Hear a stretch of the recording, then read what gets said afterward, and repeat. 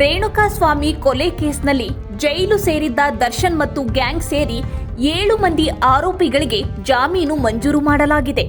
ರೇಣುಕಾಸ್ವಾಮಿ ಕೊಲೆ ಕೇಸ್ನಲ್ಲಿ ಜೈಲು ಸೇರಿ 130 ದಿನಗಳ ಮೇಲಾಗಿದ್ದವು. ಆ ಬಳಿಕ ದರ್ಶನ್ ಅವರು ಬೆನ್ನು ನೋವಿನ ಕಾರಣ ನೀಡಿ ಮಧ್ಯಂತರ ಜಾಮೀನು ಪಡೆದು ಜೈಲಿನಿಂದ ಹೊರಬಂದು ಆಸ್ಪತ್ರೆಗೆ ಸೇರಿದ್ದಾರೆ. ಕಳೆದ 1.5 ತಿಂಗಳಿಂದ ಅವರು ಆಸ್ಪತ್ರೆಯಲ್ಲೇ ಇದ್ದಾರೆ. ಈ ಪ್ರಕರಣದಲ್ಲಿ ಭಾಗಿಯಾಗಿದ್ದ ಎಲ್ಲ ಆರೋಪಿಗಳಿಗೂ ಈಗ ಜಾಮೀನು ಮಂಜೂರು ಮಾಡಲಾಗಿದೆ. ರೇಣುಕಾಸ್ವಾಮಿ ಕೊಲೆ ಪ್ರಕರಣದ ಆರೋಪಿ ನಟ ದರ್ಶನ್ಗೆ ಕರ್ನಾಟಕದ ಹೈಕೋರ್ಟ್ ಷರತ್ತುಬದ್ಧ ಜಾಮೀನು ಮಂಜೂರು ಮಾಡಲಾಗಿತ್ತು. ದರ್ಶನ್ ಪರ ವಾದ ಮಂಡಿಸಿದ್ದ ಸಿ.ವಿ. ನಾಗೇಶ್ ಅವರು ದರ್ಶನ್ ಅವರದ್ದು ರೇಣುಕಾಸ್ವಾಮಿ ಕೊಲೆಯಲ್ಲಿ ಪಾತ್ರವಿಲ್ಲ ಎಂದು ವಾದಿಸಿದ್ದರು. ಪೊಲೀಸರು ಕೆಲವು ಉತ್ಪ್ರೇಕ್ಷಿತ ಆರೋಪಗಳನ್ನು ದರ್ಶನ್ ವಿರುದ್ಧ ಮಾಡಿದ್ದಾರೆ ಎಂದು ವಾದಿಸಿದ್ದರು. ದರ್ಶನ್ ಪರ ವಕೀಲರ ವಾದವನ್ನು ಪುರಸ್ಕರಿಸಿರುವ ನ್ಯಾಯಮೂರ್ತಿ ವಿಶ್ವಜಿತ್ ಶೆಟ್ಟಿ ಅವರು ದರ್ಶನ್ಗೆ ಷರತ್ತುಬದ್ಧ ಜಾಮೀನು ಮಂಜೂರು ಮಾಡಿದ್ದಾರೆ.